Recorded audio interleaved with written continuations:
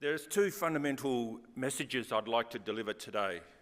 Firstly, we've seen the chaos of the last 24 hours on the market, but what I want to demonstrate with my team is when you look through the cycle, you can see what is possible.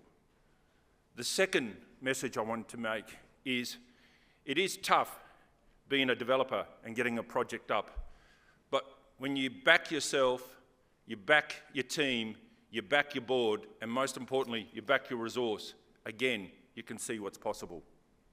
So hopefully today, I can tell the story with the passion it deserves.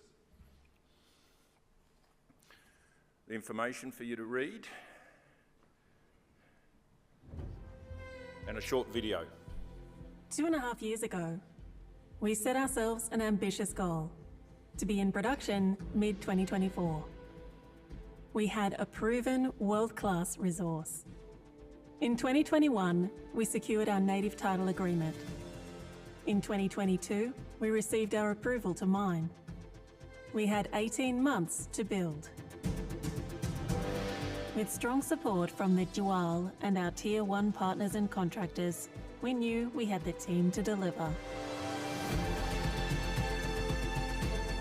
With our focus firmly on the end goal, we stuck to our schedule. Recruitment remained strong and we pushed through. And now, we're here.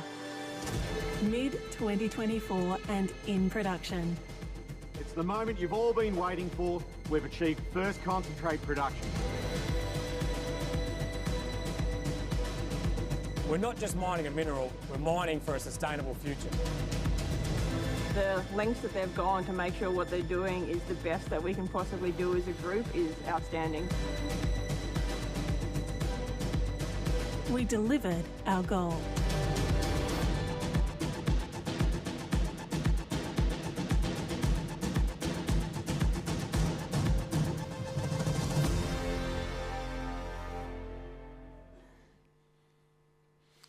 So just to give you, I must admit, I'm very proud of that video. I mean, the team has put in an extraordinary effort, and most of you in the audience know the various challenges we've faced along the way, but to deliver that and hold our schedule is truly a very proud moment. So just some highlights: 4 million hours of work, 6 years from exploration to production, and that's an important figure because I'll touch on this later in the presentation. Secondly, we constructed this in 1.5 years. Again, with the worldwide supply shortages and challenges around resourcing, we managed to achieve that incredible feat. We've got 311 employees that we've recruited internally ourselves. We are well and truly into our mining part of the value chain, both open pit and underground, with 4,000 metres of development already done. And we've built, and I think it's a first, we're able to conclude construction and commission with 100% renewable power. So we've set the scene for most of our competitors and friends in the mining industry to follow suit, because we've got a working model with our partner Zenith.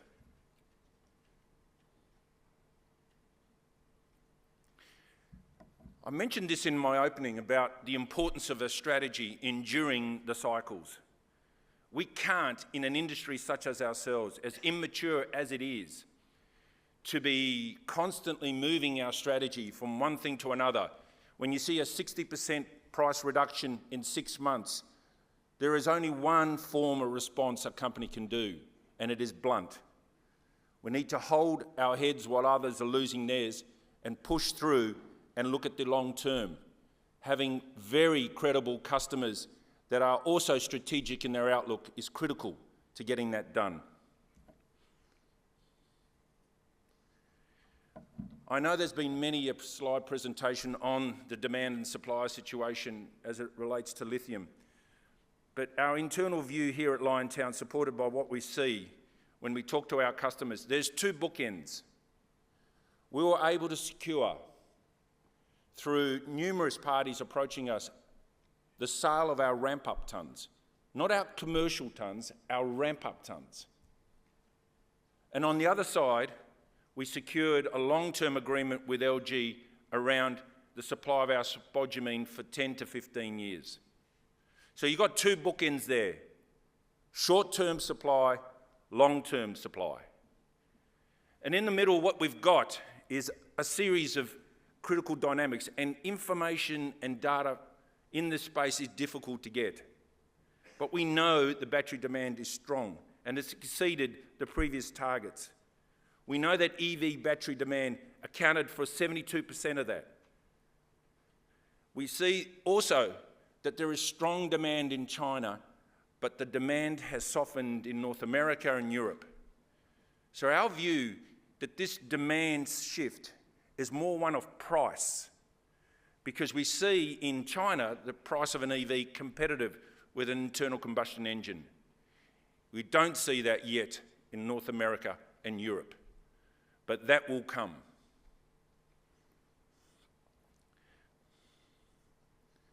The supply side. I think I've been saying this for a while and we've been living it as a team. When we published our DFS at the back end of 2021, there were at least 10 other competitors, projects that were on a similar timeline. 4 have made it through. One's in care and maintenance. It is tough. Supply will be harder to bring on than people think.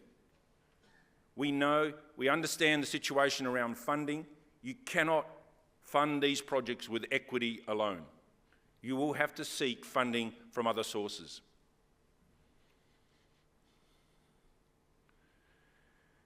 We're hitting our milestones.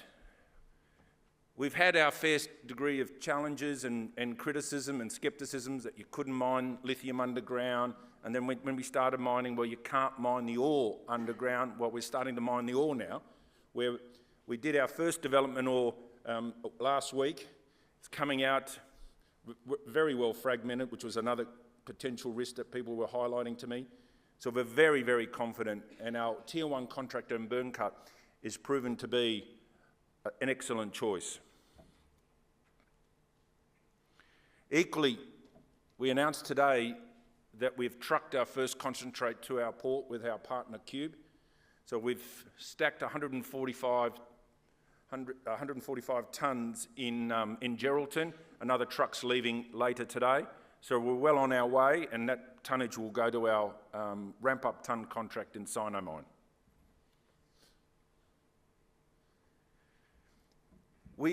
Those that went on our site visits witnessed firsthand that we spent a lot of time through our design, through our selection of equipment, and our flow sheet, based on the learnings of others, that we have confidence in our flow sheet and in our ramp-up.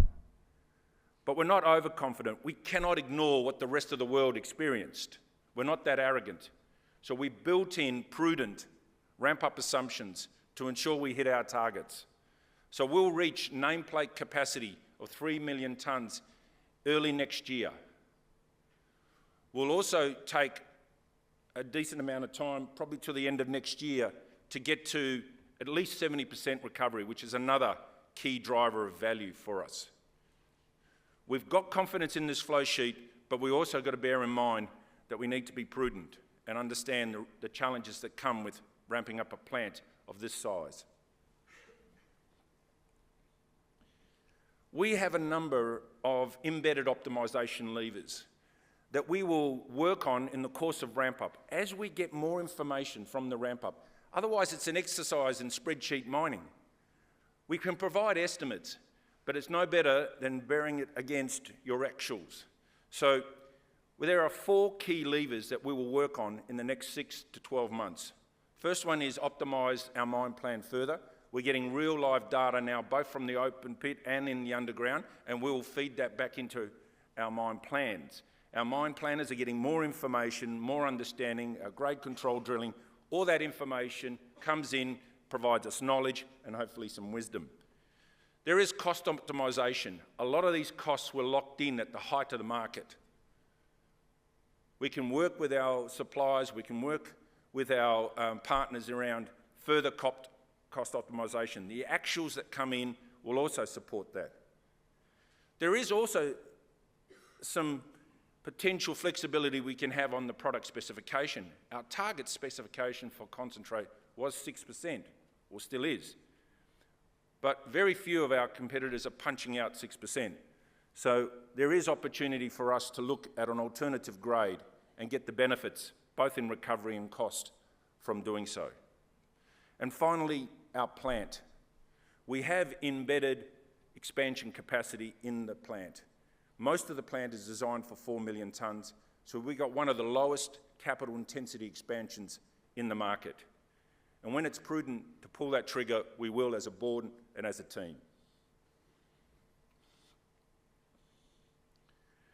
Our strategic partnership with LG. I described this to a number of the journalists as a profound long-term strategic relationship. We wanted to partner with one of the world's best and preeminent battery producers so we could understand how the market is forming, how the technology is changing, and how the chemistry in batteries is moving, so that we, as a raw material producer, can be agile and pivot to where we need to.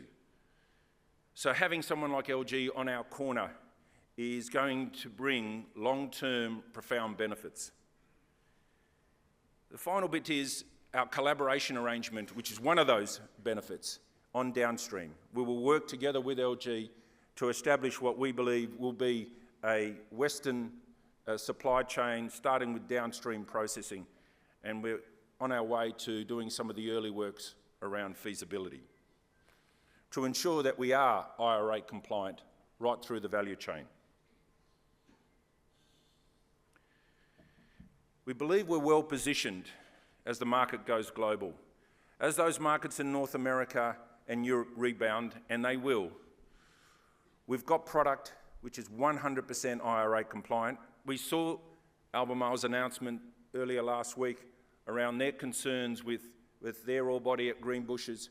We don't have that issue. We will be well positioned to capitalise on any price recovery. And finally, as I've mentioned, our strategic partnerships, both with Sumitomo and with LG. Finally, we want to continue to deliver, and we've got upside. We've achieved our first production. We're going to focus. That's where it is now. We know how tough it is to do the ramp-ups. Most of my team have been through this before, including myself and members of the board. We want to unlock some of those efficiencies that we know they're there. We've got a strong balance sheet to underpin steady state production and preserve growth options. We've got the strategic partnerships, and most of all, we're committed to delivering shareholder value. Wonderful. Thank you very much, Tony. We're just going to pause here for a moment for any questions. We do have a few minutes left, so anyone in the audience like to ask a question? Just looking for hands here. Maybe I'll start with one, Tony, just the contract that you've just announced with Sinomine. Can you maybe just expand on that, the structure of that, and when you expect first cash flows? Yes, the structure of that contract is Sinomine will buy up to 100,000 tonnes of our ramp-up material in the next 10 months. The price mechanism is linked to the carbonate price, and it's based on a relativity. We're very confident Sinomine are going to be a great partner for us. There's optionality in that arrangement for further tonnes, and hopefully we'll be shipping our first product to them in September. Okay. Any other questions in the audience here? I know, Tony, you've got some media commitments as well this morning. You're tight on time. All right, well, we'll stop there. It looks like there's no further questions that I can see. So thank you very much for the presentation. I do have one more thing to say. Oh, wonderful. For those of you that are coming through on the same pathway as Liontown, hold the line. If you don't have the stomach for it, leave it in the ground. Right? Otherwise, go for it, because you can see what's possible. Thank you.